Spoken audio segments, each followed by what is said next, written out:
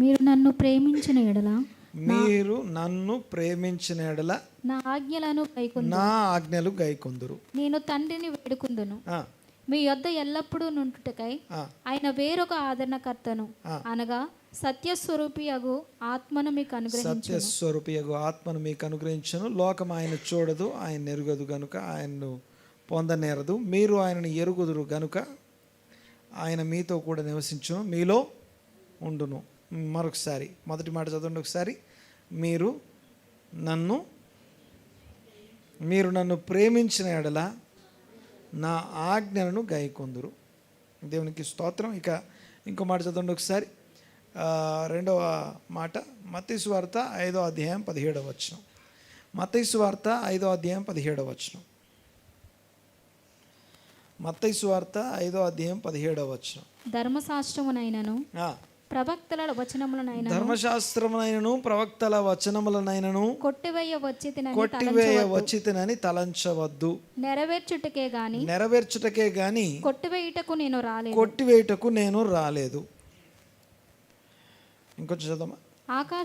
ఆకాశమును భూమియు గతించిపోవునే గాని ధర్మశాస్త్రమంతయు నెరవేరు వరకు దాని నుండి ఒక పొల్లైనను ఒక సున్నా అయినను తప్పిపోదని నిశ్చయముగా మీతో చెప్పుచున్నాను. భూమి ఆకాశం గతించిపోవును గాని ధర్మశాస్త్రంలోని ఒక అంతయు నెరవేరు వరకు దాని యొక్క ఒక పొల్లైనను సున్నా అయినను తప్పిపోదు.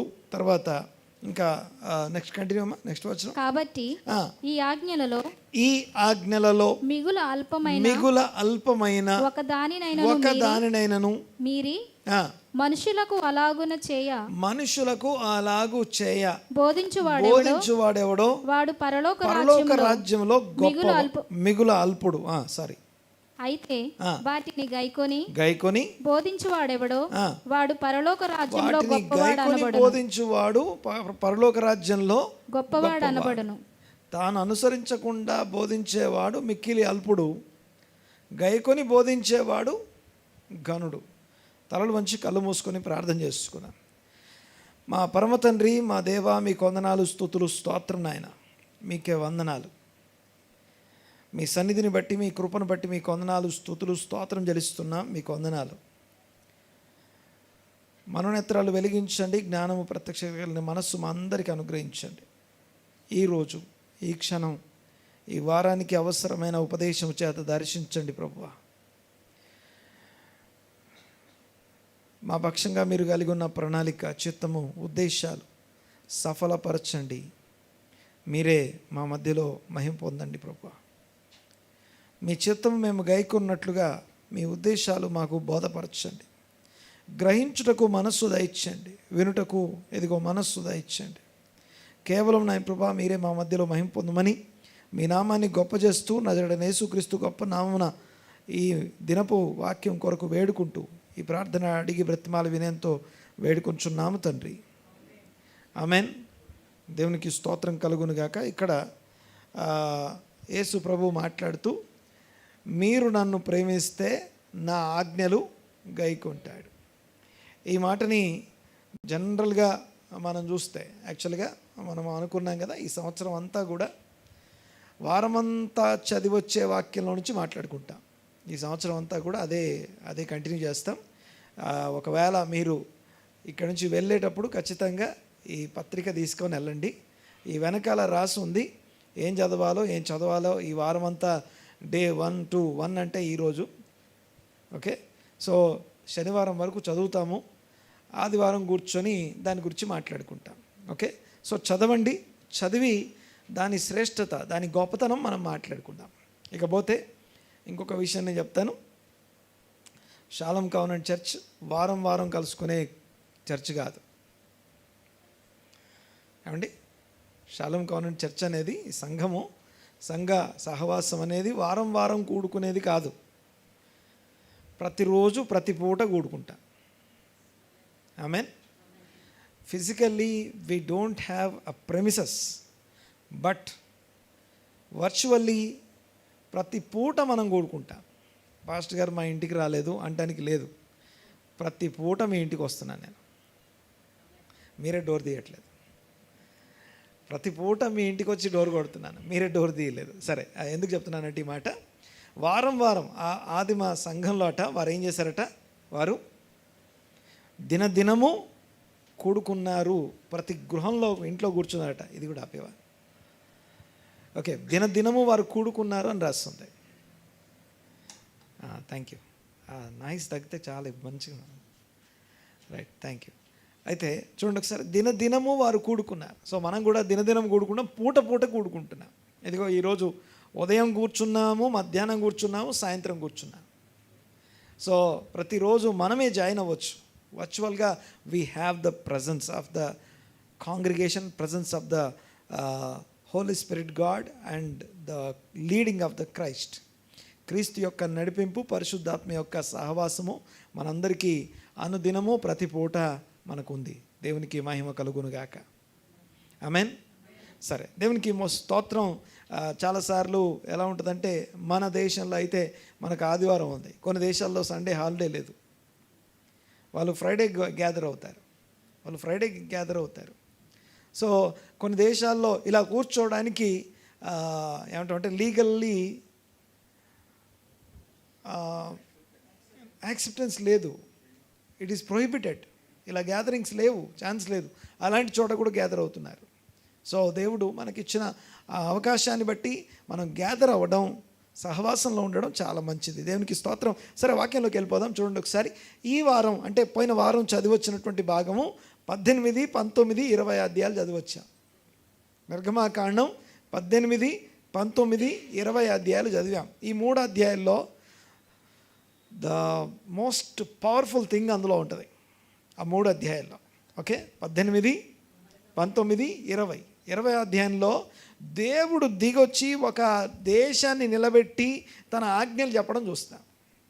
దీని మీద మనకు ఎంత చెడ్డ అభిప్రాయం ఉండాలో అంత చెడ్డ అభిప్రాయం ఉంటుంది. అంటే చెడ్డ అభిప్రాయం అంటే ఐ మీన్ టు సే, అది మనకి సంబంధం లేదన్నట్టుగా, లేకపోతే దాంతో అవసరం లేదన్నట్టుగా, దానికి మనకి ఏ అవకాశం, దానికి మనకి ఎలాంటి కనెక్షన్ లేదన్నట్టుగా మనము అనుకుంటాం. కానీ అసలు విషయం ఏంటంటే, మన కనెక్షన్ దాని నుంచే మనకు ఉంది. ప్రభువైన యేసుక్రీస్తు, ఇందాక మనం ఒక వాక్యం చదివాం కదా. ఏం వాక్యం చదివాం? యోహాను సువార్త 14వ అధ్యాయం 15వ వచనం. ఏం చదివాం అక్కడ?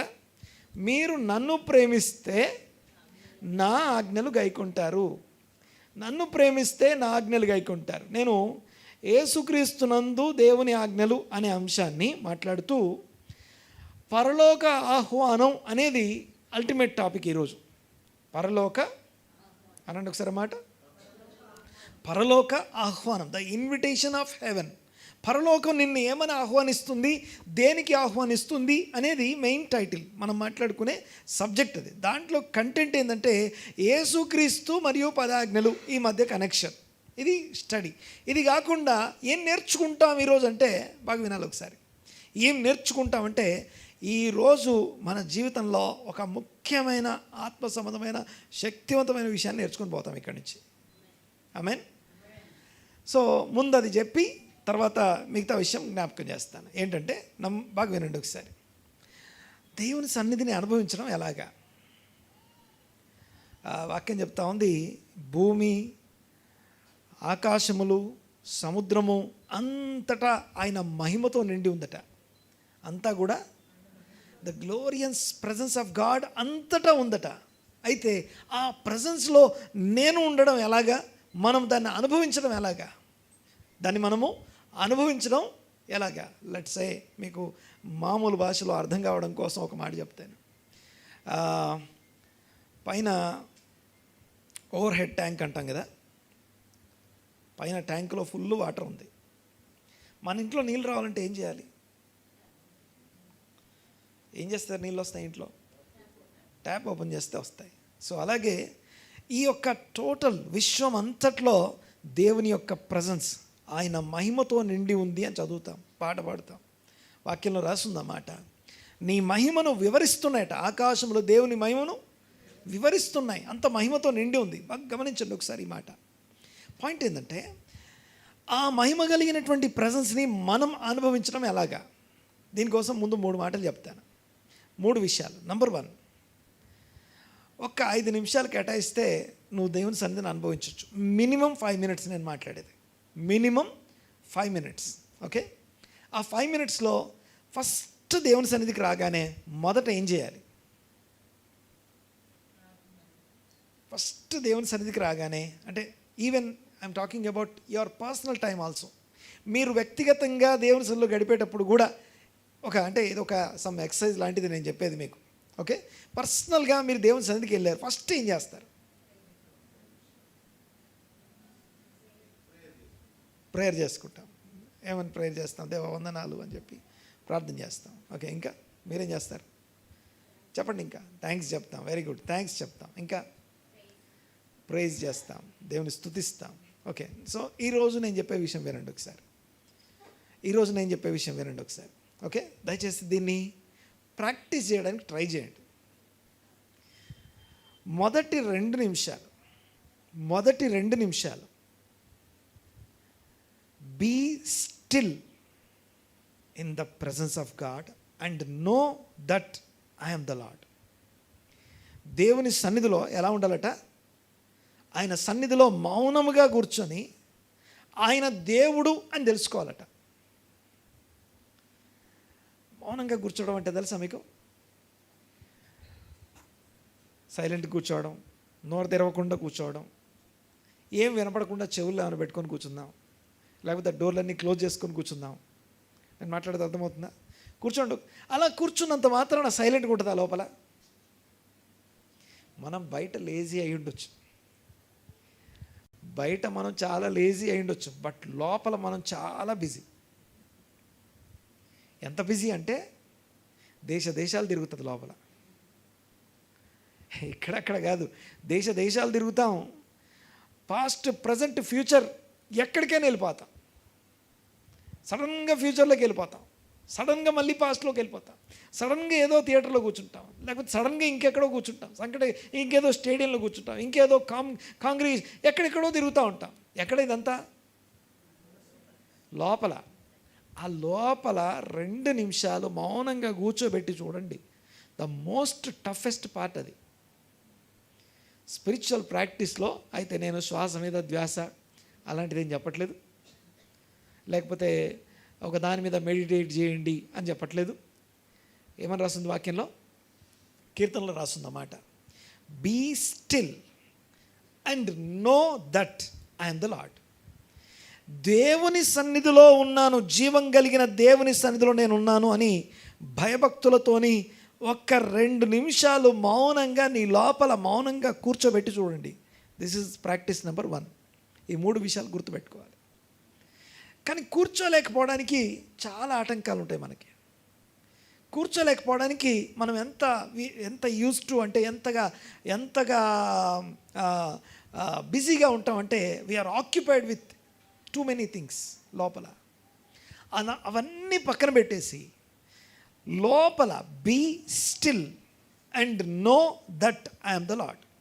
నేను మీ దేవుడని యెహోవాను అని మీరు తెలుసుకున్నట్లు మౌనంగా కూర్చోండి ఆయన సన్నిధిలో. ఇది మొదటి పని. ఫస్ట్ ఎంతసేపు? 2 మినిట్స్. ఇది ఎవరైనా ఎప్పుడైనా, ఈవెన్ దేవుని సన్నిధికి వచ్చినప్పుడు కూడా వెంటనే దేవా స్తోత్రం వందనాలు అనకండి. అది కాదు కావాల్సింది. ఫస్ట్ నేను ఎక్కడున్నానో తెలియాలి. లేదనుకోండి ఏమో తెలుసా, ఆ వర్డ్స్ కానీ, సాంగ్ కానీ, లేకపోతే ఆ లిరిక్స్ కానీ, లేకపోతే ఆ ట్యూన్ కానీ అవన్నీ మెకానికల్గా వెళ్ళిపోతాయి. మెకానికల్గా అలా మూవ్ అయిపోతాయి అంతే. పాడుతున్నాం, దీని తర్వాత వస్తుంది, వచ్చేస్తూ ఉంటాయి అంతే. కానీ మనము రియల్ ప్రజెంట్ ప్రజెన్స్ని ఇప్పటి దేవుని సన్నిధి, దేవుని మహిమతో నిండి ఉన్న ఈ విశ్వంలో దేవుని సన్నిధిని ట్యాప్ చేసే ఏరియా ఫస్ట్ స్టెప్ అది. Be still and know that I'm the Lord. ఇది చాలా ప్రాముఖ్యమైన విషయం. మొదటిది. సెకండ్ థింగ్, రెండోది.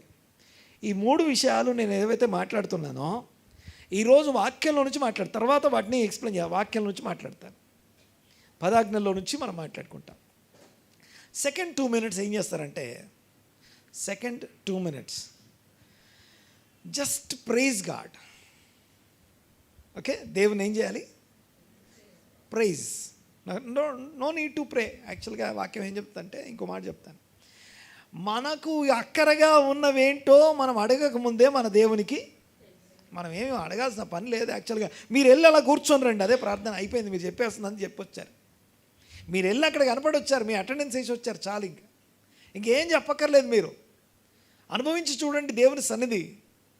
మీ శక్తివంతమైనటువంటి ఆత్మీయ జీవితం ఎప్పుడైతే స్థిరపరచబడుతుందో అన్ని విషయాలు సెటిల్ అయిపోతాయి. అన్ని విషయాలు సెటిల్ అయిపోయి సంకటాలు అన్నీ కుదుర్చబడతాయి. బాగా వినాలి ఒకసారి మాట. సెకండ్, ప్రైజ్ చేయడం అంటే దేవుడు నాకు అది ఇచ్చాడు, ఇది ఇచ్చాడు, ఇది చేశాడు, అది చేశాడు, వీటికి కాదు. ఆయన ఏమై ఉన్నాడు, ఆయన ఎవరై ఉన్నారు, ఆయన స్థాయి ఏంటి, ఆయన గొప్పతనం ఏంటి, ఆయన ఔన్నత్యం ఏంటి. ఆయన మహాగణుడు, మహోన్నతుడు, మహాకాశములు పట్టజాలని వాడు, పరిశుద్ధుడు.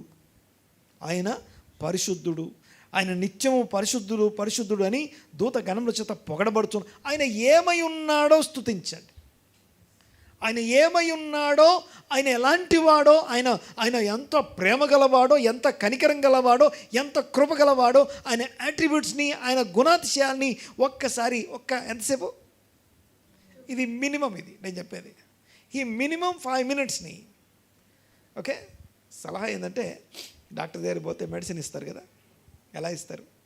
పొద్దున ఒకసారి, మధ్యాహ్నం ఒకసారి, రాత్రికి ఒకసారి, తినకముందు, తిన్నాక. అలాగా నా సలహా ఏంటంటే spiritually daily 3 times 5 minutes try చేసి చూడండి. డైలీ ఎంత? 3 సార్లు 5 minutes ట్రై చేసి చూడండి.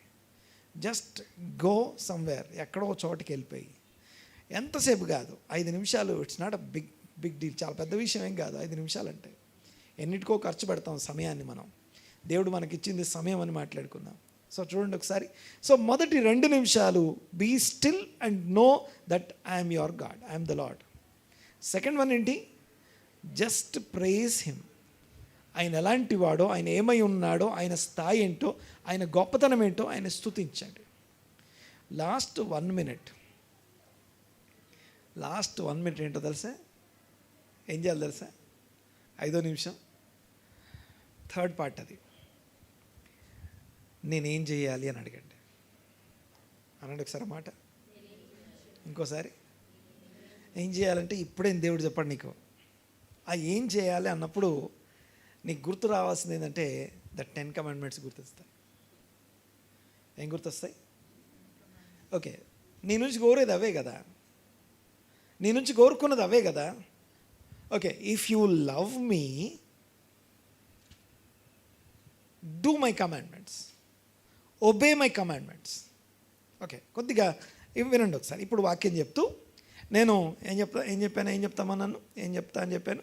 యేసుక్రీస్తు 10 ఆజ్ఞలు, వాటి మధ్య కనెక్షన్ మాట్లాడుకుంటాను. జనరల్గా ఉన్న ఒపీనియన్స్ కొన్ని స్టేట్మెంట్స్ చెప్తాను, వినండి ఒకసారి. జనరల్ స్టేట్మెంట్స్ ఏంటంటే ఆ 3 విషయాలు గుర్తుపెట్టుకోండి. లాస్ట్కి మళ్ళీ వస్తాయి, మళ్ళీ అక్కడికి వస్తాం.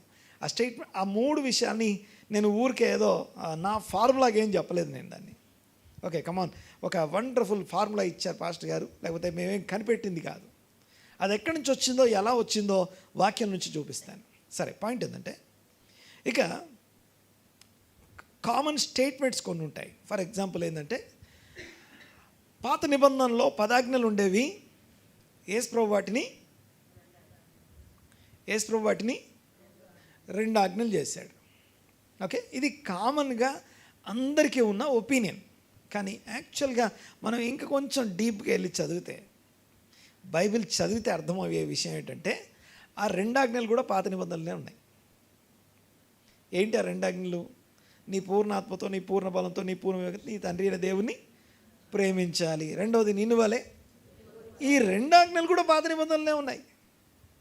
అంటే యేసుప్రభు అన్నమేం కాదు. తర్వాత ఇంకో విషయం ఏంటంటే సందర్భాన్ని మనం స్టడీ చేస్తే, ఒక ఆయన వచ్చి నిత్య జీవానికి నేనేం చేయాలని అడిగాడు.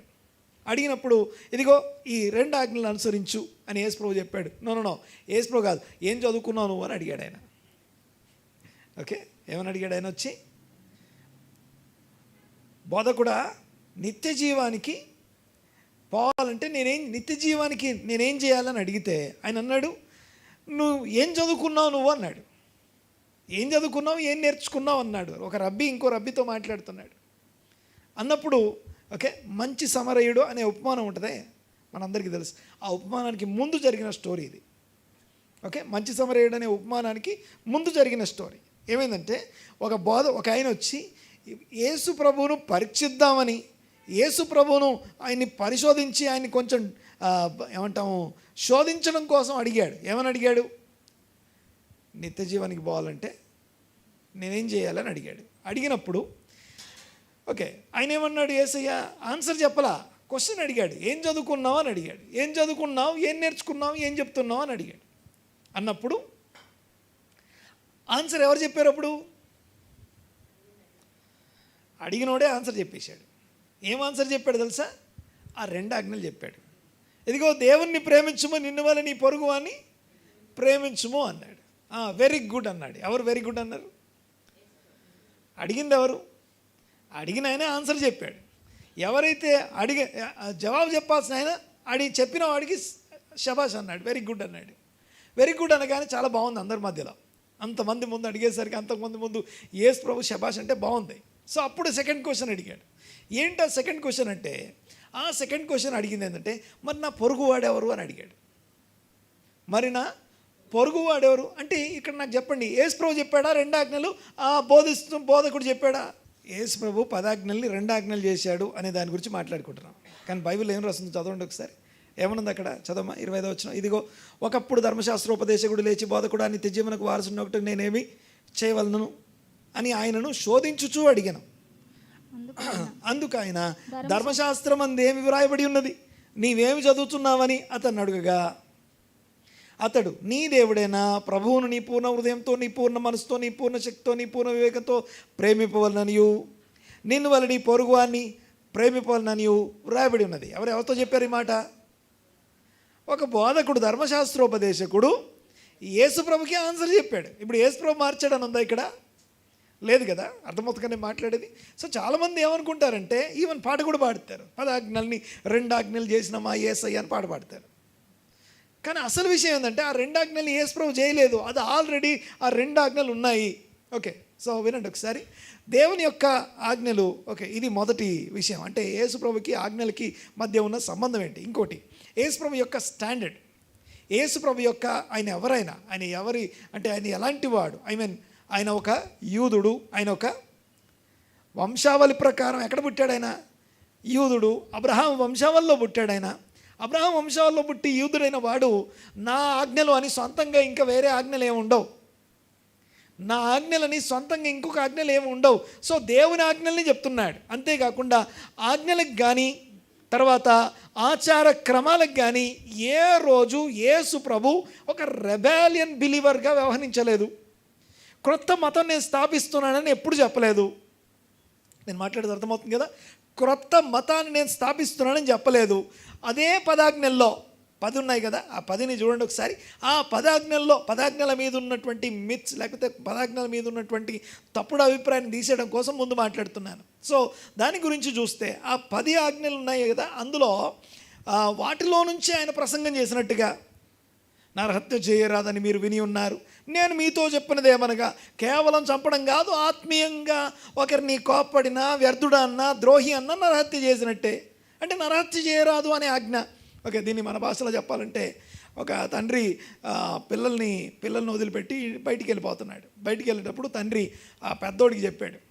ఓకే, పెద్దోడు ఉంటాడుగా ఇంట్లో, ఆ పెద్దోడికి ఏం చెప్పాడంటే, అరే తమ్ముళ్ళని జాగ్రత్తగా చూసుకో అని చెప్తూ ఎవరిని కూడా గేటు దాటనీయక అన్నాడు. ఓకే, ఏం చెప్పాడట? గేటు దాటనీయక అని చెప్పాడట. ఈ పెద్దోడు ఏం చేశాడు తెలుసా? గేటు దాకా కాదు కానీ మెయిన్ డోరే దాటొద్దని మెయిన్ డోర్ లాకేసాడు. మంచిదా చెడ్డదా అది? ఏమండి, అర్థమైందని నేను చెప్పింది? అంటే 10 ఆజ్ఞలు అనేవి మెయిన్ గేట్ అయితే, యేసు ప్రభు మాటలు ఇంక యువతలకే. నరహత్య చేయరాదని మీరు విని ఉన్నారు, మెయిన్ గేట్ దాటరాదని విని ఉన్నారు. మెయిన్ గేట్ దాకా కాదు, ఈ డోరే, ఇదిగో నరహత్య చేయరాదు అక్కడ దాకా కాదు కానీ అసలు నువ్వు ఇల్లే దాటొద్దు అంటున్నాడు, నువ్వు డోరే దాటొద్దు అంటున్నాడు. అంటే ఎలాగా? ఇదిగో నీవు కోప్పడినా, నీ సహోదరుని చూసి వ్యర్థుడా అన్నా, తర్వాత నీ సహోదరుని చూసి ద్రోహి అన్నా, నీవు వెంటనే ఏం చేసావు? నరహత్య చేసినట్టే అంటున్నాడు. ఆ తర్వాత వ్యభిచరింపరాదు, గేటు దాటొద్దు అన్నావు కదా, గేటు కాదు, నువ్వు డోరే దాటొద్దు. ఇదిగో ఒక స్త్రీని మొహపు చూపుతో చూసేవాడు అప్పుడే ఎక్కడ తన హృదయంలో ఆ స్త్రీతో వ్యభిచారం చేశాడని అని మాట్లాడుతున్నాడు ఆయన. అలాగే దొంగతనం చేయలేదు, అలాగే మిగతా విషయాలు ప్రతి ఒక్కటి కూడా అదే వాక్యం నుంచి మాట్లాడుతున్నాడు. కొండ మీద ప్రసంగం తీసుకోండి, యేసుప్రభు బోధలు తీసుకోండి. తర్వాత పోనీ ఇవి ఓన్లీ చెప్పేవాడేనా ఆయన చేశాడా అంటే చేశాడా లేదా? ఏమండి చేశాడా లేదా? వినండి ఒకసారి మాట. ఇప్పుడు ఆచార ప్రకారం యూదులకు అత్యంత ప్రధానమైనటువంటిది ఏంటిదంటే విశ్రాంతి దినం పాటించడం. ఏంటండి అది సబ్బాత్ అంటాం, శనివారం రోజు అది. ఓకే, వినండి ఒకసారి. శనివారం సబ్బాత్ పాటించడం అనేది యేసు ప్రభు ఏ రోజున వ్యతిరేకించాడా అని అడిగితే ఆయన గురించి ఏం రాస్తుందంటే వాడుక చొప్పున, ఏమండి వాడుక చొప్పున సబ్బాత్ రోజున సమాజ మందిరంగా కూడడానికి వెళ్ళాడు ఆయన. ఏ రోజు మిస్ చేయలేదు ఆయన. తర్వాత అంటే ఏ రోజు అంటే ఒక రెబాలియస్ బిలీవర్ ఏం కాదు ఆయన. అంటే యేసుప్రభు ఎలాంటి వాడో అంటే ఆజ్ఞలకి దేవుని ధర్మశాస్త్రానికి ఆయనకి మధ్య ఉన్న కనెక్షన్ మాట్లాడడం కోసం ఇవన్నీ జ్ఞాపకం చేస్తున్నాను. తర్వాత మీరు ఎటు తిరిగినా, ఓకే ఇంకా కొంచెం డీటెయిల్గా ఇంకో మాట చెప్తాను నేను ఒకసారి. అంటే యేసుప్రభు ఆజ్ఞల్లో నుంచే మాట్లాడాడు. ఓకే, మనం అంటాం కదా, ఏది విశ్రాంతి దినం శనివారం నుండి ఆదివారానికి మార్చబడింది. శనివారం నుండి ఆదివారానికి మార్చబడింది. ఓకే, వినండి ఒకసారి. పాయింట్ ఏంటంటే శనివారం నుండి ఆదివారానికి మార్చబడ్డది బాగానే ఉంది, కానీ మరి ఈ ఆదివారం సరిగా చేస్తున్నామా? సరే ఏదో ఒకటి చేయండి, పోనీ వదిలేద్దాం, అడుగుదాం. సరే ఈ ఆదివారం అన్న సరిగా చేస్తున్నామా అంటే ఒక యూదుడు శనివారాన్ని ఎలా చూస్తాడు, లేకపోతే ఒక సబ్బాత్ని ఎలా చూస్తాడో దాంట్లో ఒక్క ఏమంటామంటే 0.01% కూడా మనం చేయట్లేదు.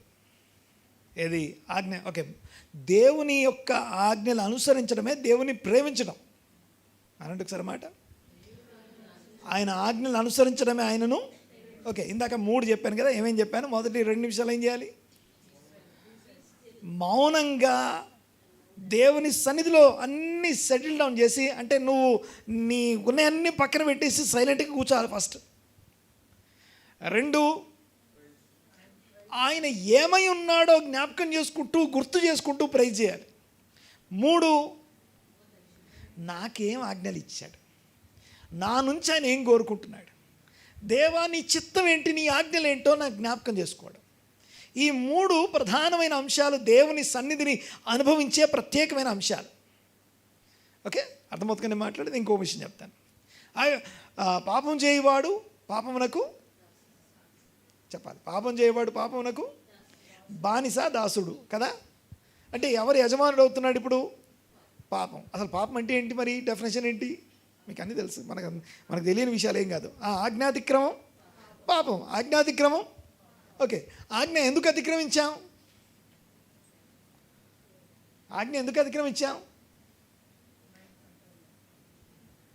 దాన్ని అవిధేయత అంటాం. అనండి ఒకసారి. డిసొబీడియన్స్. విధేయత చూపించలేక అవిధేయత అంటాం. బాగా వినాలి ఒకసారి, మళ్ళీ చెప్తాను. పాపం చేయవాడు పాపమునకు దాసుడు. పాపం అంటే ఏంటి? పాపం చేయవాడు పాపమునకు దాసుడు అనగానే ఇంకా పాపం గురించి మనకుండే పిక్చర్ వేరే ఉంటుంది.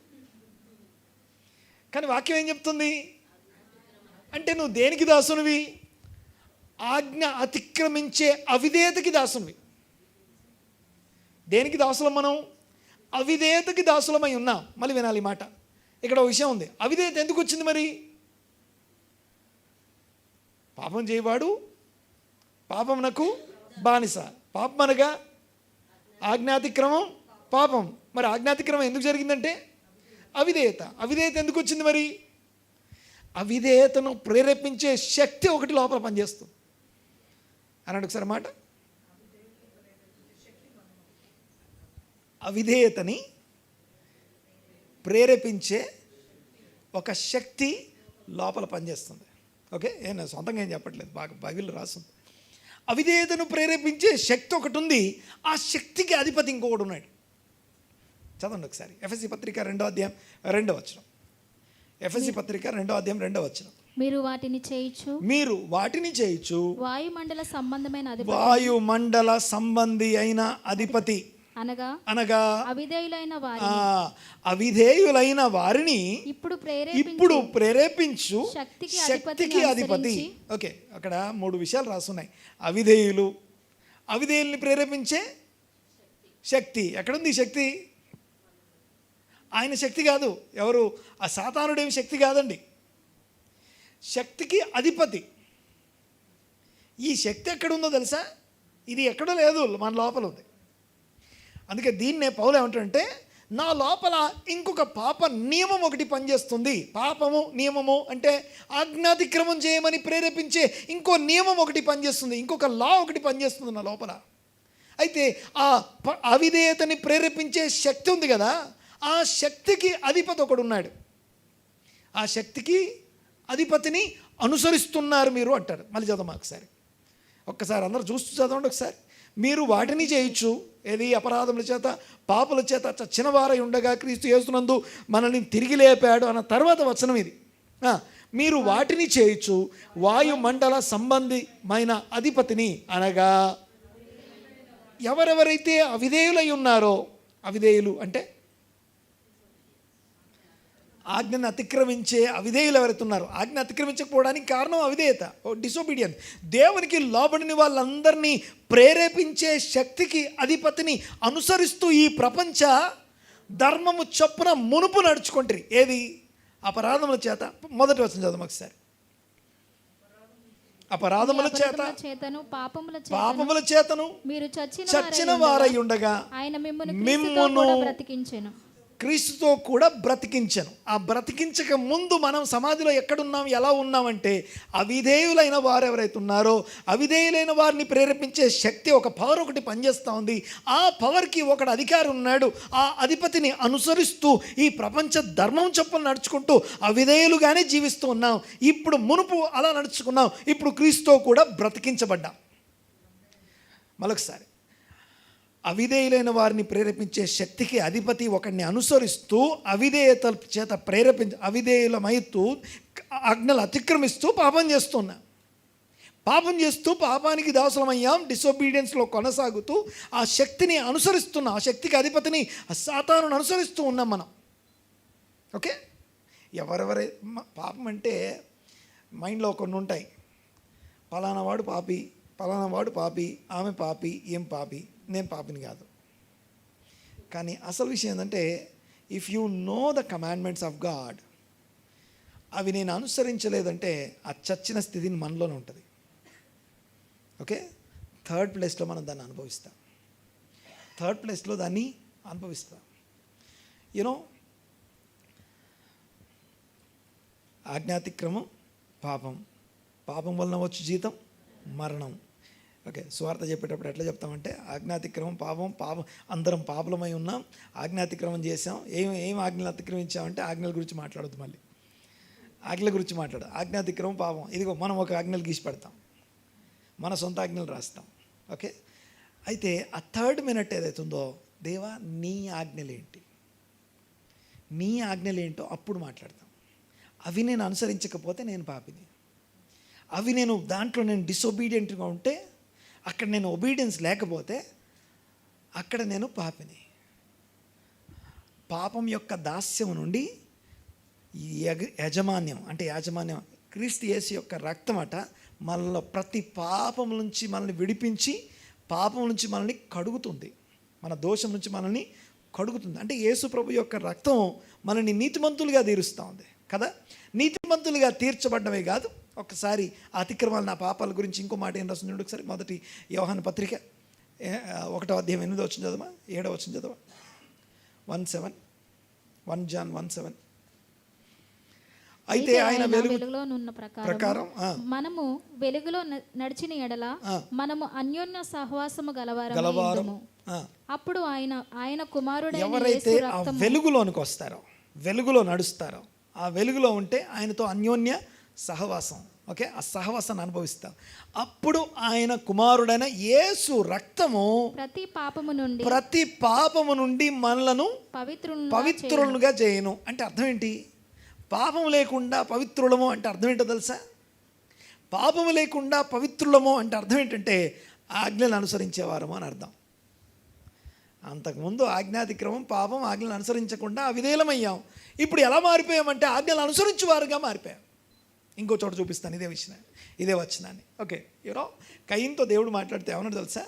కయీను, నీవు సత్క్రియ చేసిన ఎడల తల ఎత్తుకుంటావు కదా. ఓకే, బాగా వినండి ఒకసారి. సత్క్రియ అనండి ఒకసారి మాట. Good deed. సత్క్రియ అనే పదం మీకు ఎప్పుడు కనిపించినా doing the commandment, observing the commandment, fulfilling the commandment. Okay, మళ్ళీ చెప్తాను. ఏమని చెప్పాను నేను? 3. Doing the commandment, observing the commandment, fulfilling the commandment. ఒక ఆజ్ఞని నెరవేర్చడం, ఒక ఆజ్ఞని అనుసరించడం, ఒక ఆజ్ఞకి లోబడ్డం. ఆజ్ఞ అనేవి పర్ఫామ్ చేసేవి, ఆజ్ఞ అనేవి అబ్జర్వ్ చేసేవి, దాన్ని అనుసరించేవి అన్నమాట. పాయింట్ ఏంటంటే వీటిని ఏమంటాం? ఈ మూడింటిని కలిపి ఏమని పిలుస్తాం? గుడ్ డీడ్, లేదా తెలుగులో సత్క్రియ అనండి ఒకసారి. సత్క్రియ ఆర్ నీతిక్రియ. సత్క్రియ లేదా నీతిక్రియ. ఓకే, ఇందాక మనం చదివాం కదా ఎఫెసీ పత్రిక. అక్కడ ఏమని వస్తుందంటే, ఇదిగో కయ్యను నీవు సత్క్రియ చేసిన ఎడల తల ఎత్తుకుంటావు కదా. నీవు సత్క్రియ చేయని ఎడల నీకు తెలియట్లేదు, you are opening the door. నువ్వు ఒక దానికి డోర్ తీస్తా ఉన్నావు, శాపానికి, దాని యొక్క పర్యవసానాలకి డోర్ తీస్తా ఉన్నావు. అంటే కయ్యను ద్వారా జరగబోయే పాపం, కయ్యను ద్వారా జరగబోయేటటువంటి విషయాన్ని ముందుగా గమనించిన దేవుడు కయ్యనికి ఒక ఉపదేశం ఇస్తా ఉన్నాడు, ఒక టీచింగ్ చెప్తా ఉన్నాడు. ఇదిగో డోంట్ ఓపెన్ ద డోర్. అంటే దేవుడు మనకు ఏవైతే ఆజ్ఞలు ఇచ్చాడో ఈ ఆజ్ఞలు ఏమంటారంటే కంచె అంటాం. అనండి ఒకసారి మాట. ఓకే, మనకి ఫెన్సింగ్ అంట. మనకవి ఈ ఆజ్ఞలు అనుసరించడం అనేది సత్క్రియ, నీతిక్రియ అనమాట. ఆజ్ఞను దాటామా, అనుసరించలేదా, డిసొబీడియంట్గా మారిపోయామా, ఏమవుతుంది? ఫెన్సింగ్ ఓపెన్ అవుతుంది, డోర్ ఓపెన్ అవుతుంది. గొప్ప ప్రమాదానికి లేకపోతే మరణం దాకా మోస్ట్ డేంజరస్ డోర్ మన కోసం ఓపెన్ చేసుకుంటున్నాం. ఆజ్ఞ అనుసరించే వాళ్ళు ఏం చేస్తున్నారో తెలుసా? ఆజ్ఞల మార్గం, ఆజ్ఞల్ని కంచె అని రాస్తుంది బైబిల్లో. ఆజ్ఞల్ని ఒక ఫెన్సింగ్ అంట. ఇందాక నేను చెప్పాను కదా, మెయిన్ గేట్ దాటం కాదు కానీ డోరే దాటొద్దు, ఇంకా మంచిదే. ఓకే, సో అది మేలుకరమైంది, అది దీవెనకరమైంది, ఆశీర్వాదకరమైంది. గమనించండి ఒకసారి. తర్వాత గమనించండి, ఇక్కడ ఈ ఫెన్సింగ్ అని ఒక దగ్గర రాస్తుంది, ఇంకో చోట ఏం రాస్తుందంటే ఆజ్ఞల మార్గం అని రాస్తుంది. అనండి ఒకసారి మాట. ఆజ్ఞలు అనేవి మార్గం, పాట కూడా ఉంటుంది అన్నమాట. నీ ఆజ్ఞల మార్గంలో మనం నడిచేటప్పుడు, అంటే ఆజ్ఞల మార్గం అంటే ఒబీడియంట్గా దేవుని ఆజ్ఞలను అనుసరిస్తూ మనం వెళ్తున్నాం అనుకోండి. ఆజ్ఞల మార్గంలో నడిస్తే అవమానము, సిగ్గుపరచబడ్డం, నింద, తిరస్కారం రావు. 4 ఏమని చెప్పాను? సిగ్గుపరచబడుట, అవమానించబడుట, రిజెక్షన్, తిరస్కరించబడుట, నిందించబడుట, ఇవి మన మీదకి రావు. ఎప్పుడు? ఆజ్ఞల మార్గంలో నడిస్తే. ఆజ్ఞల మార్గంలో నడిస్తే. చదవండి ఒకసారి అన్నమాట. 119వ కీర్తన మొదటి నుంచి.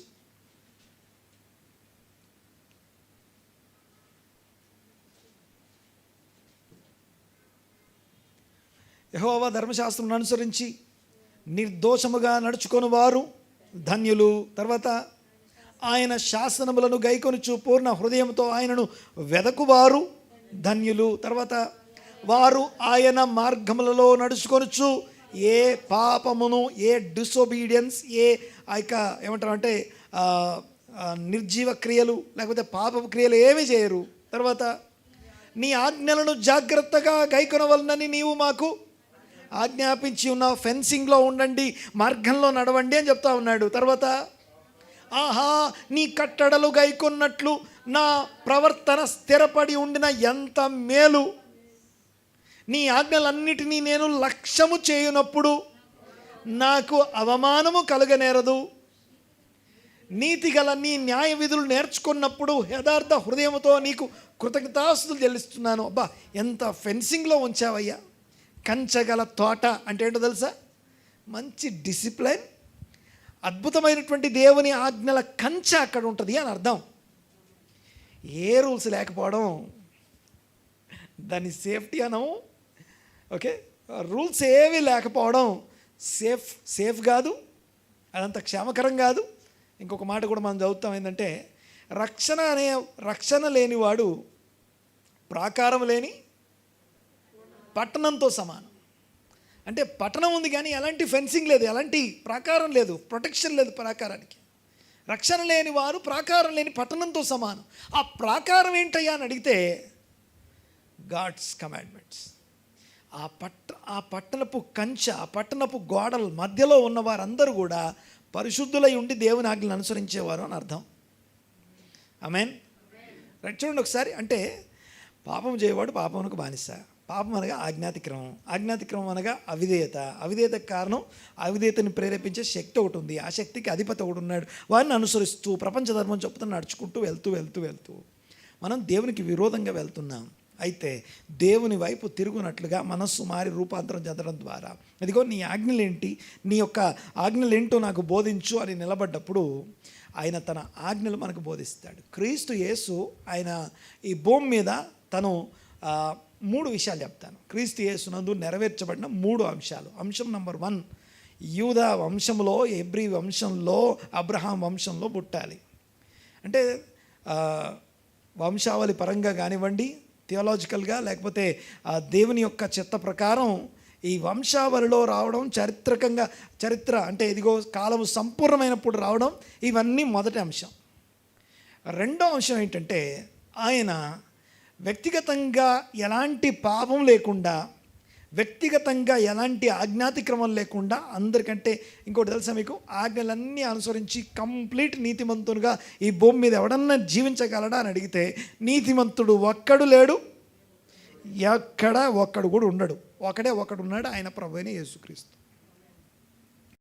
ఓకే, అర్థమవుతుంది కదా. సో ఒకటేమో ప్రవచనాల నెరవేర్పు కోసం ఆయన వంశావళిలో పుట్టడము, తర్వాత ఆయన సరైన కాలంలో రావడం, ఇవన్నీ ఒక ఎత్తు అయితే, సెకండ్ థింగ్ ఏంటంటే ఆయన ఏ అతిక్రమం, ఎలాంటి పాపము, ఎలాంటి ఆజ్ఞాతిక్రమం లేకుండా, దోషమేం లేకుండా నిర్దోషమైన పరిశుద్ధమైన వ్యక్తిగత ఆత్మీయ జీవితాన్ని కొనసాగిస్తూ దేవుని చిత్తాన్ని జరిగిస్తూ, అన్నిటికంటే ప్రాముఖ్యంగా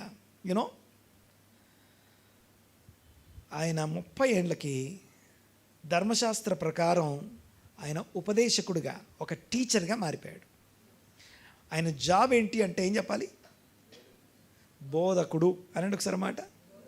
ఓకే, సో మొదటిదేమో క్రీస్తులో ఉన్న 3 పార్ట్స్ అనమాట. ఫస్ట్ పార్ట్ ఏంటంటే ప్రవచనాల నెరవేర్పు. మొదటి అంశం ప్రవచనాల నెరవేర్పు. రెండో అంశం ఏంటంటే వ్యక్తిగత ఆత్మీయ జీవితము, ఆజ్ఞలు అనుసరిస్తూ నిర్దోషమైన పరిశుద్ధమైన జీవితాన్ని గడుపుతూ ఒక బోధకుడుగా జీవించటం, బోధకుడుగా కొనసాగడం. ఇది రెండవ ఎత్తు అయితే, ఇక మూడవది రక్షకుడుగా మారడం. ఓకే, క్రీస్తులో ఉన్న 3 భాగాలు. మొదటిది ప్రవచన నెరవేర్పు. ఓకే, కాలము, తర్వాత వంశావళి అన్నీ లెక్క ప్రకారం జరగాలి, వాటి ప్రకారం జరిగాయి. ఓకే, రెండోది ఏం చెప్పాను? ఆయన పరిశుద్ధమైన వ్యక్తిగత జీవితం జీవిస్తూ, ఇట్ ఈస్ బై చాయిస్, తన చాయిస్ అది.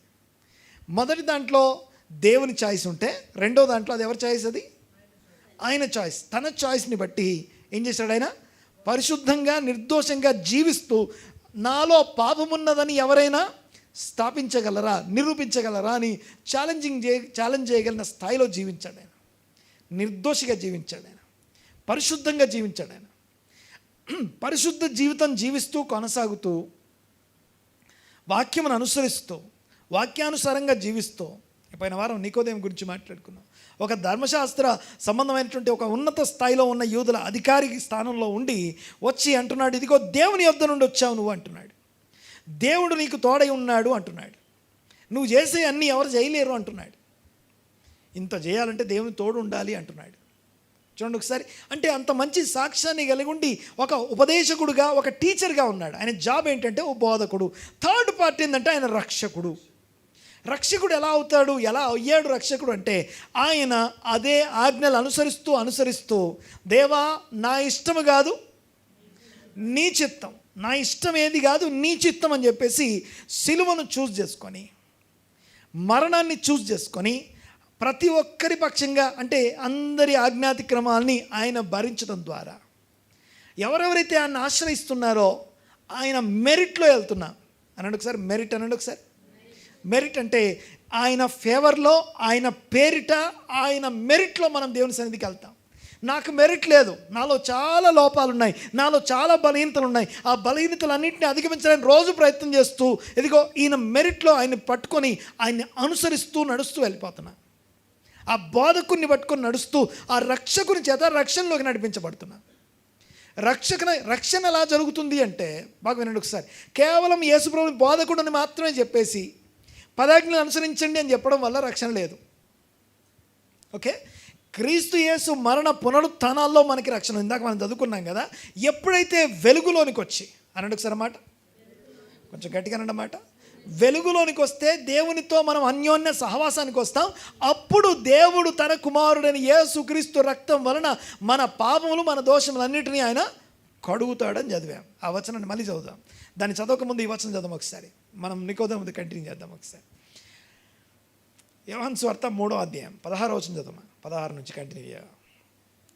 మనందరికి బాగా తెలుసు కదా యోహాను 3:16 అనగానే, దేవుడు లోకముని ఎంతో ప్రేమించను కాగా ఆయన తన అద్వితీయ కుమారుడిగా పుట్టిన వాని యందు విశ్వాసం ఉంచువాడు ప్రతివాడును నశింపక నిత్యజీవం పొందినట్లు ఆయనను అనుగ్రహించను. తర్వాత 17 వచ్చిన, లోకము తన కుమారుని ద్వారా రక్షణ పొందుటకే కానీ లోకము తీర్పు తీర్చుటకు దేవుడు ఆయనని లోకంలోనికి పంపలేదు. నెక్స్ట్, ఆయన యందు విశ్వాసం ఉంచువానికి తీర్పు తీర్చబడదు.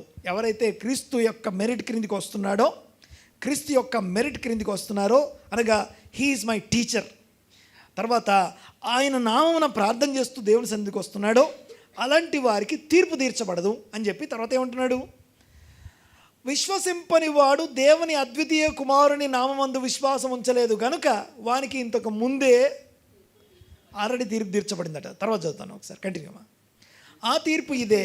ఓకే, ఏంటి ఆ తీర్పు అంటే, వెలుగు లోకంలోనికి వచ్చెను గాని, వెలుగు లోకంలోనికి వచ్చి తమ క్రియలు చెడ్డవైనందున, వెలుగు లోకంలోనికి వచ్చను గాని తమ క్రియలు చెడ్డవైనందున మనుషులు వెలుగును ప్రేమింపక చీకటినే ప్రేమించారు. తర్వాత దుష్కార్యము ఎందుకు వెలుగును ప్రేమించట్లేదు అంటే, దుష్కార్యము చేయువాడు, దుష్టత్వాన్ని దుష్క్రియ చేసేవాడు ఎవరైతే ఉన్నారో, దుష్కార్యం చేయు ప్రతివాడును వెలుగును ద్వేషించును, తన క్రియలు దుష్క్రియలుగా కనబడకుండా ఉండడం కోసం వెలుగు దగ్గరికి రాడు. తర్వాత సత్యవర్తనుడైతే తన క్రియలు దేవుని మూలముగా చేయబడిన అనండి ఒకసారి మాట. సత్యవర్తనుడైతే తన క్రియలు దేవుని మూలంగా క్రియలు చేయడం అంటే ఆజ్ఞలను అనుసరించడమే, అంతకంటే వేరేది ఏం లేదు. ఇంకా అక్కడ అర్థమవుతుందని మాట్లాడేది. సత్యవర్తనుడైతే క్రియలు దేవుని మూలంగా. 3వ స్టేజ్ ఏం మాట్లాడుకున్నాం మనం ఇందాక. చివరి నిమిషం ఏం చేయాలి, దేవా నీ ఆజ్ఞలు ఏంటో నాకు చెప్పు, నీ ఆజ్ఞలు నేర్చుకొని అందులో ఆజ్ఞల మార్గంలో నడుస్తాను. చూడండి ఒకసారి, దేవుని మూలంగా చేయబడి ఉన్నవని ప్రత్యక్షపరచబడినట్లు వెలుగు నొద్దకు వచ్చును. దీని కంటిన్యూషన్ ఇందాక చదువు కదా అమ్మ, మళ్ళీ చదువు. 1 యోహాను పత్రిక 1వ అధ్యాయం 7వ వచనం. 1 యోహాను పత్రిక 1వ అధ్యాయం 7వ వచనం. అయితే ఆయన వెలుగులో నున్న ప్రకారం మనము వెలుగులో నడిచిన యెడల మనము అన్యోన్య సహవాసము కలవారము. తర్వాత అప్పుడు ఆయన తన కుమారుడైన యేసు రక్తము అంటే యేసుక్రీస్తు రక్తము చిందించకపోతే, ఓకే ఇప్పుడు ఆజ్ఞలు అనుసరిస్తే రక్షించబడతావా అని నేను చెప్పట్లేదు, నువ్వు ఆజ్ఞలు అనుసరిస్తేనే రక్షించబడతావు అనట్లేదు. కానీ రక్షించబడ్డావు గనుక, రక్షణలో కొనసాగాలి కనుక ఆజ్ఞలు అనుసరించాలి. ఆమేన్. రైట్, చూడండి ఒకసారి ఏమని వస్తుంది అక్కడ మరొకసారి. అప్పుడు యేసు ఆయన కుమారుడైన యేసు రక్తము ప్రతి పాపము అనగా ప్రతి అజ్ఞాతిక్రమము నుండి మనలను పవిత్రులుగా చేయును. అంటే అర్థం ఏంటంటే, ఒకప్పుడు నేను ఆజ్ఞను అతిక్రమించేవాడిని, ఇక్కడ నుండి ఏం చేయాలి, ఇక్కడ నుంచి ఏం చేయాలి, మారిపోవడం. అంటే అర్థం ఏంటి, ఆజ్ఞను అనుసరించేవారుగా విధేయత కిందికి రావడం అని అర్థం. ఓకే వినండి ఒకసారి. అంటే అల్టిమేట్లీ కొత్త నిబంధనలో యేసు ప్రభు బోధలన్నీ పాత నిబంధనకి వేరుగా ఏం లేవు.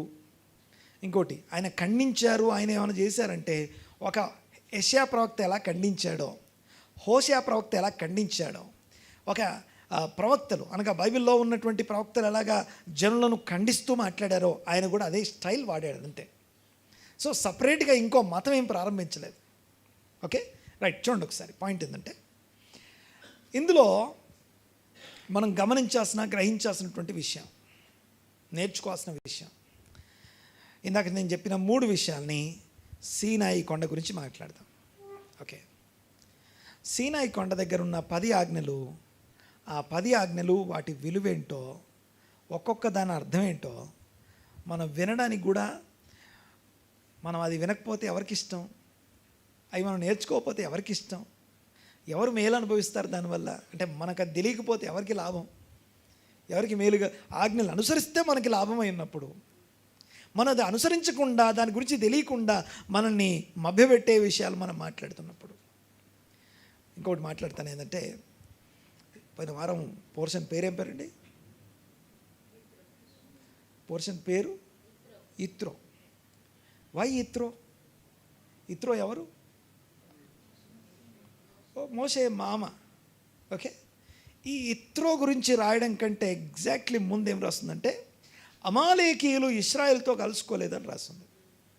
అమాలేకీయులు ఇశ్రాయేలుతో యుద్ధం చేశారని రాస్తుంది. కొద్దిగా ఆ 3 విషయాలు ఎలా పుట్టాయో చెప్పడానికి కొద్దిగా ప్రయత్నం చేస్తాను. చూడండి ఒకసారి. అమాలేకీయులు ఇశ్రాయేలుతో కలుసుకోకుండా ఇశ్రాయేలుతో యుద్ధం చేస్తే దేవుడు ఏమన్నాడు తెలుసా? అమాలేకీయులు ఎవరితో యుద్ధం చేస్తున్నారట? ఎవరితో యుద్ధం చేస్తున్నారట? వారు దేవుని సింహాసనానికి విరోధంగా తమ చెయ్యి ఎత్తారు. మామూలుగా వాళ్ళు ఎవరితో యుద్ధం చేస్తున్నారు? కొంచెం చెప్పాలి నాకు. ఎవరితో యుద్ధం చేస్తున్నారు? అమాలేకీయులు ఇశ్రాయేలుతో యుద్ధం చేస్తే దేవుడు ఏమని సంబోధిస్తున్నాడు? ఈ అమాలేకీయులు ఇశ్రాయేలుతో కాదట, దేవునితో యుద్ధం చేస్తూ. ఎన్ని రోజులు యుద్ధం వీళ్ళది? తరములకి యుద్ధం. ఈ అమాలేకు ఆత్మ దేవుని ప్రజలతో కలుసుకోకుండా, సమాజంలో కలవకుండా ఆటంకపరిచే అమాలేకు ఆత్మ ప్రతి తరంలో పనిచేస్తూనే ఉంటుంది. ఆ కలవకుండా చేసి, అంతేకాకుండా ఆ ప్రజలను ఆటంకపరిచే విధంగా యుద్ధాలు చేసే ఆ ఆత్మ ఎవరితో పోరాడుతుంది తెలుసా? దేవునితో విరోధంగా పోరాడుతుంది. అమాలేకు ఆత్మ అంటాం దాన్ని. ఈ అమాలేకీయులు ఇశ్రాయేలు ప్రజలతో విరోధంగా పోరాడితే దేవుడు అంటున్నాడు, ఈ ప్రజలు ఇశ్రాయేలుతో కాదు దేవుని సింహాసనానికి విరోధంగా చేయెత్తారు. ఈ ప్రజలు ఏం చేశారట? వీరితో తరతరములకి యుద్ధం అని అక్కడ ఒక బలిపీఠానికి ఒక పేరు పెట్టబడింది. ఏంటా పేరు? యెహోవా నిస్సి. ఆ పదం అందుకు వచ్చింది అక్కడ. అమాలేకీయులతో ఇది చెప్పిన వెంటనే ఇత్రో వచ్చి ఇశ్రాయేలుతో కలుసుకున్నాడని రాసి ఉంటుంది. ఎందుకు వచ్చాడు ఇత్రో అంటే, దేవుణ్ణి ఆరాధించడానికి వచ్చాడు. దేవుణ్ణి ఆరాధించడానికి, దేవుణ్ణి ఘనపరచడానికి, భయపరచడానికి వచ్చాడు. అలాంటి ఆ 18వ అధ్యాయం చెప్పిన తర్వాత, ఆ 18వ అధ్యాయం అయిన తర్వాత 19వ అధ్యాయం స్టార్ట్ అవుతుంది. ఓకే, 3 విషయాలు ఇందాక మనం మాట్లాడుకున్న 3 విషయాలు ఎలా వచ్చాయో జాగ్రత్తగా వినండి ఒకసారి. మొదటి విషయం ఏంటంటే, ఈ ఆజ్ఞలు అనేవి భయపెట్టే రూల్స్ కాదు, మనకి ఫెన్స్ అని మాట్లాడుకున్నాం, అదొక మార్గం అని మాట్లాడుకున్నాం. ఆజ్ఞల మార్గం, ఆ ఆజ్ఞలు అనుసరించిన యేసు ప్రభు మార్గమై ఉన్నాడు. రైట్, చూడండి ఒకసారి. పాయింట్ ఏంటంటే,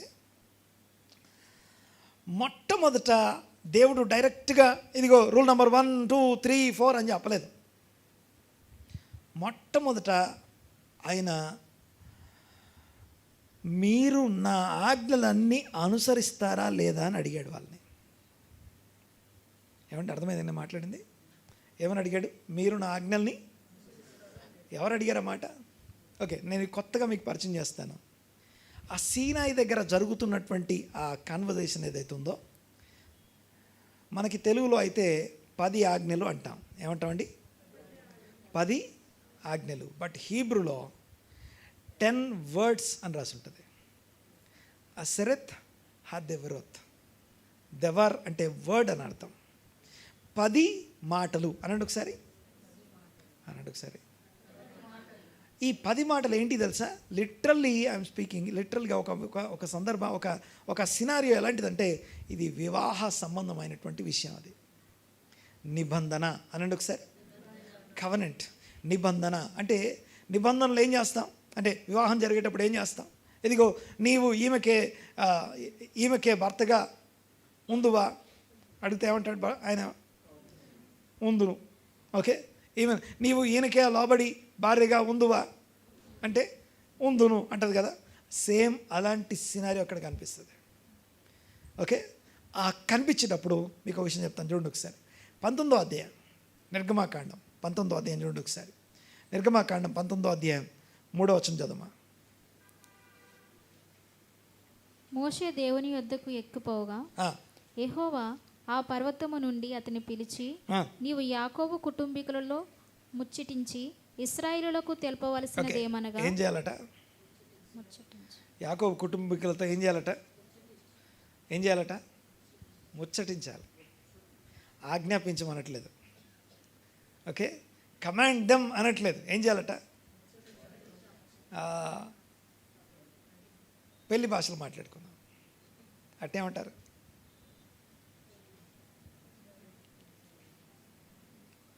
ఏమంటారండి? మాట ముచ్చట. ఓకే, సో మోషేని దేవుడు పిలిచి ఏమంటారంటే, నువ్వు వెళ్ళి ఇశ్రాయేలుకి ఆజ్ఞ అంటే 10 ఆజ్ఞలు 10 రూల్స్ కాదు. వాటిని వినండి ఒకసారి. ఒక కొత్త విధానంలో చూస్తాం మనము. ఆజ్ఞలు అనేవి కవనెంట్కి సంబంధించినవి, నిబంధనకు సంబంధించినవి. నిబంధన ఆజ్ఞలు ఇవి. చూడండి ఒకసారి ఏమని వస్తుంది అక్కడ. యాకోబు కుటుంబీకులతో ముచ్చటించి ఇశ్రాయేలుకి ఏం చేయాలి? ఆజ్ఞాపించకు, వాళ్ళని బెదిరించకు, వాళ్ళని ఇబ్బంది పెట్టకు, చెప్పు, తెలియజేయి, ప్రపోజల్ తెలియజేయి. This is my proposal. వరుని యొక్క వధువుకి చేసే ప్రపోజల్ అది. ఏం చేయాలి? ఇప్పుడు ఈయన మధ్యలో వెళ్ళి ముచ్చటించాలి. ఏం చేయాలి? జస్ట్ ఇమాజిన్, ఒక వివాహాన్ని అర్థం చేసుకోండి ఒకసారి. దేవునికి అనగా ఇది అర్థం కాకపోతే గొర్రెపిల్ల వివాహ మహోత్సవం అనేది మనకు అర్థం కాదు. ఆ గొర్రెపిల్ల వివాహ మహోత్సవం కూడా ఇదే జరిగేది, ఇలాగే జరుగుతుంది అక్కడ కూడా. చూడండి ఒకసారి ఏమని వస్తుంది అక్కడ. యాకోబు కుటుంబీకులతో ముచ్చటించి ఇశ్రాయేలుకి నువ్వు తెలపవలసిన, this is what my proposal. Next. నేను ఐగుప్తులకు ఏమి చేసి తిను, మిమ్మల్ని గద్దరెక్కల మీద మోసి, నేను మిమ్మల్ని నా గద్ద రెక్కల మీద తన పిల్లల్ని మోసినట్టుగా మిమ్మల్ని నేను మోసుకొని వచ్చాను. మిమ్మల్ని ఐగుప్తులో నుండి, ఆ శ్రమలో నుండి మిమ్మల్ని విడిపించి మోసుకొచ్చాను. ఆజ్ఞాతిక్రమం చేసి అవిధేయత చూపించి పాపమునకు దాసులుగా ఉన్న మిమ్మల్ని విడిపించి తీసుకొచ్చాను. తర్వాత రెక్కల మీద మోసుకొని మిమ్మల్ని ఎట్లు చేర్చుకుంటున్నో మీరు చూచితిరి. నేను మీకు ఏం చేశానో మీకు కనబడుతుంది కదా. ఓకే, యేసు ప్రభు భాషలో గొర్రెపిల్ల మహోత్సవానికి కలిపి మాట్లాడితే, ఇదిగో మీ కొరకు నేను ప్రాణం పెట్టాను. గొర్రెపిల్ల ఏమంటామంటే లోక పాపమును మోసుకొని పోవు దేవుని గొర్రెపిల్ల ఎలాగైతే ప్రాణం పెడతా ఉందో, నేను మీ కొరకు ప్రాణం పెట్టాను. రెండింటిని కలిపి చూద్దాం, కంటిన్యూ. తర్వాత చూడండి ఒకసారి. కాబట్టి మీరు నా మాట శ్రద్ధగా విని నేను మీకోసం ఏం చేశానో చూశారు కదా. ఆ చేసినంత దేని తెలియజేస్తుంది? తన ప్రజల పట్ల తన దేవునికి ఉన్న ప్రేమను తెలియజేస్తుంది. ఇదిగో మిమ్మల్ని ప్రేమించి మీరు ఎవరైనా అడిగారా? మీరెవరు అడగల. నేను నా నిబంధనను జ్ఞాపకం చేసుకొని నేను వచ్చి ఐగుప్తులో నుండి మిమ్మల్ని గద్ద రెక్కల మీద పిల్లల్ని మోసుకొని వచ్చినట్టుగా మిమ్మల్ని నేను మోసుకొని వచ్చాను. మీకోసం ఏం చేశానో చూశారు కదా అని చెప్పి అప్పుడు ఏమంటే, కాబట్టి మీరు ఏం చేయాలంటే నా మాట శ్రద్ధగా విని నా నిబంధనను అనుసరించి నడిచిన ఎడల మీరు సమస్త జనములలో, ఈ సమస్త భూమి, ఈ విశ్వమంతా నాదే, కానీ ఆ జనాలందరిలోకి మీరు నాకు స్వకీయ సంపాద్యము, అంటే నేను మిమ్మల్ని నా కోసం తీసుకుంటాను.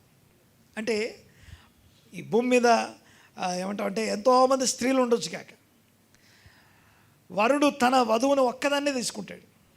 ఇదిగో ఏమంటామంటే ఆ వధువుతో చెప్పేటప్పుడు, నీ కొరకు నేను ప్రాణం పెట్టాను, నీ కొరకు ప్రాణం పెట్టి నా సంతోషం నీ కొరకు పెట్టడానికి నేను ఇష్టపడుతున్నాను.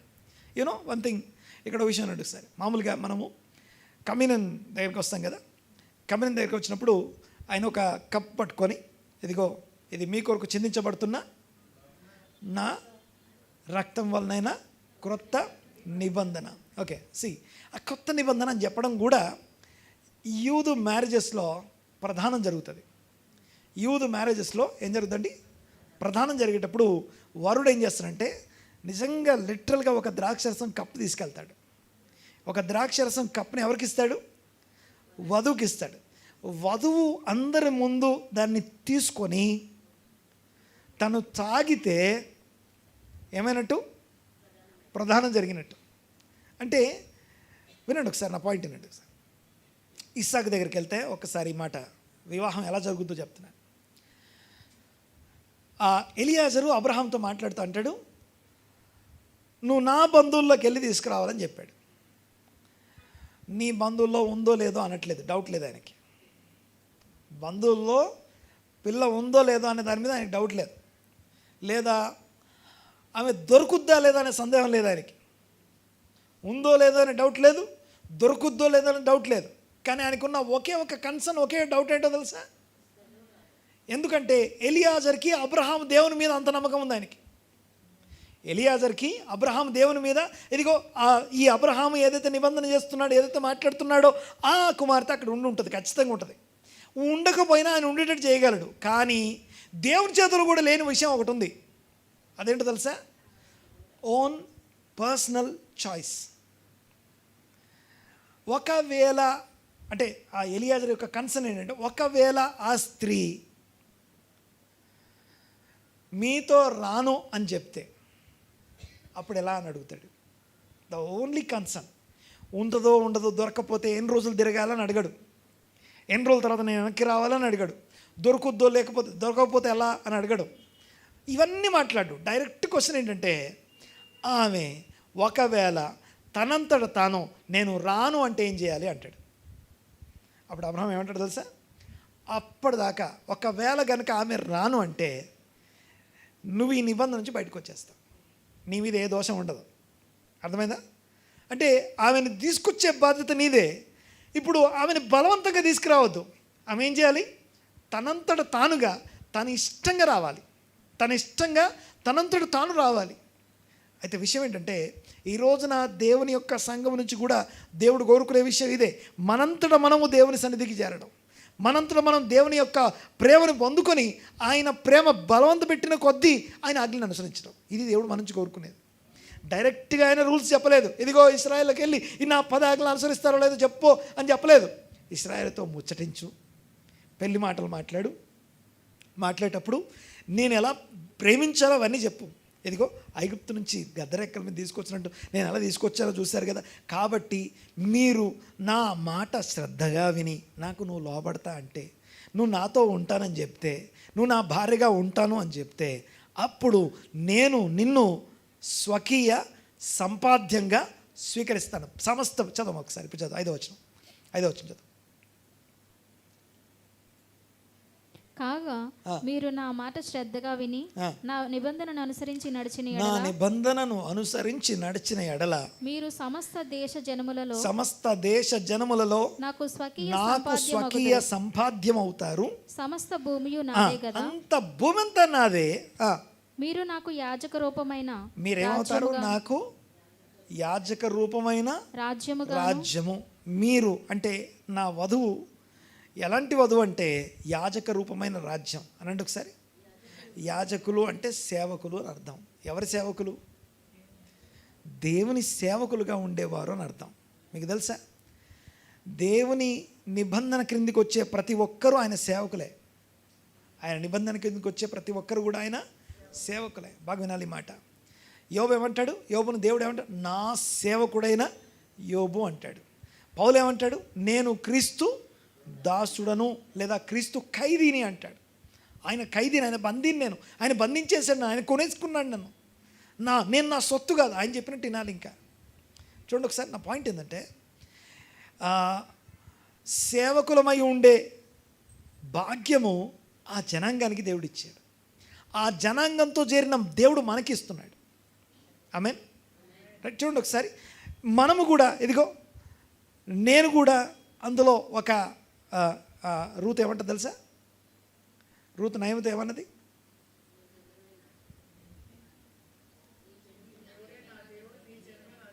ఏది ముందన్నది?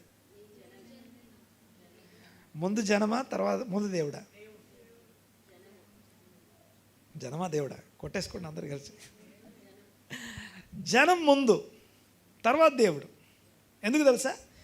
జనాంగంతో కలవకుండా ఆ దేవుని మనం స్వతంత్రించుకోలేం. బాగా వినాలి ఈ మాట, ఓకే? అందుకని యేసుప్రభువు అంటే నాకు విరోధంగా ఉండి మీరు ఏం చేయలేరు అంటాడు. ఆయనకు విరోధంగా ఉండడం అంటే ఆయనతో డైరెక్ట్ విరోధం ఏమి ఉండదు. ఆయన సంఘంతో విరోధం అంటే ఆయనతో విరోధం ఉన్నట్టే. ఆయన సంఘానికి, ఆయన శరీరానికి విరోధంగా ఉండి మనం ఏం చేయలేమని అర్థం. సరే, నా పాయింట్ ఏంటంటే ఇక్కడ ఇందాక నేను చెప్పిన 3 అంశాలు ఎలా వచ్చాయో చెప్తున్నాను.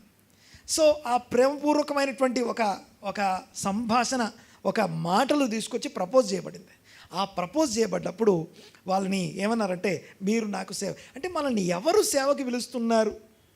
ఓన్లీ సేవకులకే కాదు, ప్రతి ఒక్కరికి సంబంధించిన విషయం.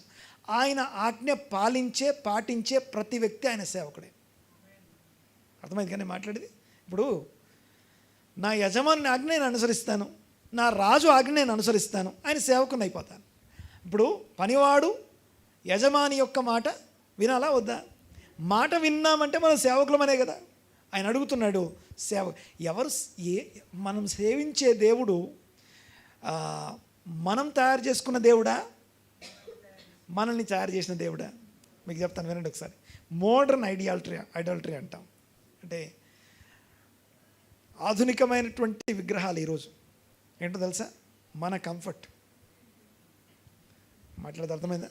మన కంఫర్టే మన పెద్ద విగ్రహం. అది మన కాంప్రమైజ్ అయి ఉండడమే పెద్ద విగ్రహం అది. ఓకే, ఒక విషయం చెప్తాను. ఒక వ్యక్తి జీవితకాలం నా జీవితాశయం అని చెప్పేసి ఒక బాగా చదివి ఒక ఉద్యోగం తెచ్చుకున్నాడు. ఆ ఉద్యోగం చేస్తూ జీవిస్తూ ఉంటే ఈయనకి పెద్ద కాల్ ఒకటి వచ్చింది పైనుంచి, పిఎం ఆఫీస్ నుంచి వచ్చింది. మీరు నాకు పర్సనల్గా నా దగ్గర వర్క్ చేయాలని చెప్పాడు అనుకోండి. మనం రోజు చేసే వర్క్ కాదు. అలాంటి ఆఫర్ వస్తే ఇది వదిలేసి వెళ్ళిపోతారా? ఉంటామా? అక్కడే ఉంటామా? వెళ్ళిపోతాం, అంతే కదా. అంటే ఏమైంది ఇప్పుడు? జీవితాశయం ఏమైంది ఇప్పుడు? అంటే మనల్ని ఎవరు పిలిచారు అన్నది తెలిస్తే ఏది వదిలేయాలో అది అర్థమవుతుంది. మనల్ని ఎవరు పిలిచారో చెప్తే, నేను ఎవరి ఆజ్ఞ అనుసరించాలో నాకు అర్థమైతే, నేను ఎవరిని సేవించాలో నాకు అర్థమైతే, ఫస్ట్ థింగ్ ఏంటంటే ఆ మౌనంగా ఉండడం అని చెప్పాను కదా నేను. ఆ మౌనంగా ఉన్నప్పుడు ఏం జరుగుతుందంటే, ఫస్ట్ థింగ్ ఇది, మొదటి విషయం, మౌనంగా ఉన్నప్పుడు ఆయన ప్రేమను అనుభవిస్తాం, ఆ ప్రపోజల్ని అనుభవిస్తాం, ఆయన సాన్నిధ్యాన్ని అనుభవిస్తాం. అనుభవించిన తర్వాత నెక్స్ట్ పార్ట్ ఏంటో తెలుసా? ఆయన ఎవరో చూడడం మొదలు పెడతాం. ఓకే, చూడండి ఒకసారి. ఏం జరిగిందమ్మా? తర్వాత చదువు. సమస్త భూమియు నాదే కదా. ఈ భూమంతా నాదే, నాకు మీరు స్పెషల్. ఆ తర్వాత మీరు నాకు యాజక రూపమైన రాజ్యముగాను, మీరు నా మాటలు వింటూ నాకు సేవకులుగా, లేకపోతే నా ఆజ్ఞ అనుసరించే నా సేవకులుగా ఉండండి అని చెప్తున్నాడు. తర్వాత నీవు ఇశ్రాయేలుతో పలకవలసిన మాటలు ఇవే అని చెప్పగా మోషే వచ్చి ప్రజల పెద్దలందరినీ కూర్చోబెట్టి వాళ్ళతో ముచ్చటించి మాట్లాడుతున్నాడు పెళ్లి మాటలు. తర్వాత యెహోవా తన ఆజ్ఞాపించిన ఆ మాటలన్నీ వారి ఎదుట తెలియపరచగా అంటే ప్రపోజల్ తెలియబడింది. అప్పుడు వీళ్ళు ఏమన్నారట? ఈ అమ్మాయి వాళ్ళు ఏమన్నారట? అందుకు ప్రజలందరూ యెహోవా చెప్పినది. ఆ అమ్మాయి అన్నదట, ఆ వధువు చెప్పిందట, ఏం చెప్పిందట? ఆయన చెప్పినదంతా నేను చేస్తాను, ఆయన ఆజ్ఞాపించినవన్నీ నేను అనుసరిస్తాను అని చెప్పగానే ఏకముగా ఉత్తరం ఇచ్చారు. ఓకే, ఒకరు చెప్పి ఒకరు రాంగ్, ఒకరు అటు ఇటు, అందరూ ఒక్క స్వరంతో చెప్పారు, ఏకీభావంతో చెప్పారట, ఆయన ఆజ్ఞలు మేము అనుసరిస్తాం. అలా అనుసరించడానికి వాళ్ళకున్న ఆధారం ఏంటో తెలుసా? ఐగుప్తులో నుండి గద్దరెక్కల నుంచి ఎలా మోసుకొని తీసుకురాబడ్డామో అది అనుభవించిన వారే ఆ మాట చెప్పగలరు. దేవుడు క్రీస్తు యేసునందు తన ప్రేమ మన పట్ల ఎంత ఉందో, ఎంత ప్రేమించాడో, ఎంత రక్తంగా ఇచ్చాడో, ఎందుకు నీ కొరకు మరణించాడో, మన మరణం ఆయన మరణించాడు, దాంట్లో ఉన్న దేవునికి నీ పట్ల ఉన్న క్రీస్తు ప్రేమ నీకు అర్థమైతే ఆయన ఆజ్ఞలు ఏంటో చెప్పయ్యా నేను అనుసరిస్తానంటావు.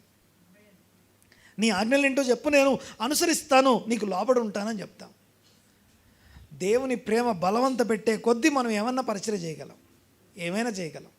సరే చూడండి ఒకసారి. విషయం ఏంటంటే ఆ రెండో స్టేజ్ ఏదైతే ఉందో, ఈ మాట చెప్పగానే పెళ్ళి అయిపోయిందా? మరి ఆయన ప్రపోజల్ చెప్పాడు, తీసుకొచ్చారు. వీళ్ళు ఏమన్నారు? ఓకే, మేము ఒప్పుకుంటున్నాం అన్నారు. ఓకే, అంటే వధువు తన యొక్క అంగీకారాన్ని తెలియజేసింది, ప్రధానం అయిపోయిందనమాట. వధువు తన యొక్క అంగీకారాన్ని తెలియజేయగానే ఏమైంది? ప్రధానం జరిగిపోయింది. ఇక నెక్స్ట్ ఏం జరగాలి? ఇప్పుడు డైరెక్ట్ పెళ్ళి ఉండదు, మధ్యలో ఇంకొకటి ఉండదు. 3 చెప్పాను నేను. మొదటిది ఏం చెప్పాను? మౌనంగా ఉండడం. రెండోది ఏం చెప్పాను? ఆయన ఏమై ఉన్నాడో, ఆయన ఎలాంటి వాడో ప్రైజ్ చేయాలి. అంటే ఏంటి? చదవండి, నెక్స్ట్ చదవమ్మా. అప్పుడు మోషే తిరిగి వెళ్ళి ప్రజల మాటలని ఆయనకు చెప్పగా తెలియజేసాను. యెహోవా మోషేతో, ఇదిగో నేను నీతో మాట్లాడినప్పుడు ప్రజలు విని నిరంతరము నీ యందు నమ్మిక ఉంచినట్లు నేను కారు మబ్బులతో నీ యొద్దకు వచ్చేదనని చెప్పాను. మోషే ప్రజల మాటలని యెహోవాతో చెప్పగా యెహోవా మోషేతో, నీవు ప్రజల యొద్దకు వెళ్ళి నేడును రేపును వారిని పరిశుద్ధపరచుము. సెకండ్ స్టేజ్ ఇది. వివాహంలో సెకండ్ స్టేజ్. ప్రధానం అయిపోయిన తర్వాత సెకండ్ స్టేజ్ ఏంటంటే, ఆయన ఎలాంటోడో, నా భర్త ఎలాంటోడో, ఆయన గొప్పతనం ఏంటో, ఆయన జ్ఞానము, ఆయన సృష్టికర్త, ఆయన శక్తి, ఆయన బలము, ఆయన ప్రభావం, ఆయన ఔన్నత్యం ఎంత గొప్పదో నాకు తెలిసి ఉండాలి. దాన్ని ప్రైజ్ చేయడం స్టార్ట్ చేస్తాం. అందుకని ఏం చెప్పబడింది అక్కడ? నేడును రేపును ఏం చేయాలి? పరిశుద్ధపరచుకోండి. నన్ను పిలిచిన వాడు ఎంత పరిశుద్ధుడో నాకు తెలిసి ఉండాలి. నాకు వచ్చిన పిలుపు ఎంత గొప్పదో నాకు తెలిసే కొద్దీ నేను ఏది వదిలిపెట్టాలో నాకు అర్థమవుద్ది. దేన్ని త్యజించాలో, దేన్ని వదిలిపెట్టాలో, దేన్ని చేయకూడదో, ఏవేవి అవసరం లేదో వాటిని వదిలిపెట్టేస్తాం. చదవండి ఒకసారి, మళ్ళీ చదవమా. వారు నేడును రేపును వారిని పరిశుద్ధపరచుము, వారు తమ బట్టలు ఉదుకుకొని 3వ నాటికి అనగా ఆ 3వ నాటికి సిద్ధపడడం, బట్టలు ఉతుక్కోవడం అంటే nothing but baptism, nothing but సిద్ధపాటు. మనది కూడా ప్రధానం అయిపోయింది.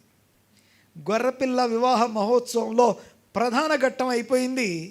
నెక్స్ట్ ఘట్టం ఆయన పరిశుద్ధత ప్రకటించబడుతుంది. ఇక్కడ ఆయన ఏ స్థాయి వాడో సంఘాల్లో బోధించబడతా ఉంది. సంఘంలో ఆ యొక్క కన్యక వధువు సిద్ధపరచబడతా ఉంది. వధువు తన గదిలో సిద్ధపరచబడుతుంది. ఆ గదినే దేవుని సంఘ సహవాసం అంటాం. వధువు ఎక్కడి నుంచి రావాలి? వధువు గదిలో నుంచి రావాలి.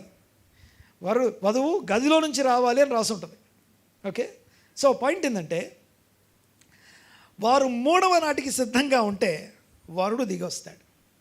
3వ నాడు యెహోవా ప్రజలందరి కనుల ఎదుట సీనాయి పర్వతం మీదికి దిగి వచ్చును. ఇది ప్రకటించబడింది. ఇది second stage. First stage the proposal of the love. దేవుడు సంఘాన్ని, తన ప్రజల్ని ఎంత ప్రేమిస్తున్నాడో తెలియజేసే నిబంధనకు సంబంధించిన ప్రపోజల్ అయితే, ఆ ప్రపోజల్ని మనం మౌనంగా ఉండి అనుభవించగలం. నేను దీన్ని ప్రేమించట్లేదు, దాన్ని ప్రేమించట్లేదు, అది ఇంకా నాకున్న, నేను నా దేవుణ్ణే ప్రేమిస్తానని ఒక మౌనంగా కూర్చుంటాం. మొదటిది.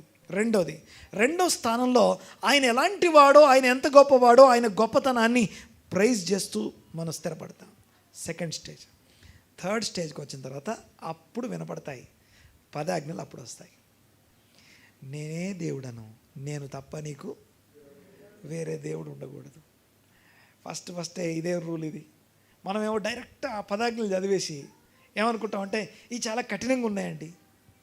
కానీ అసలు విషయం ఏంటో తెలుసా? మీకు విషయం చెప్తాను నేను ఒకసారి.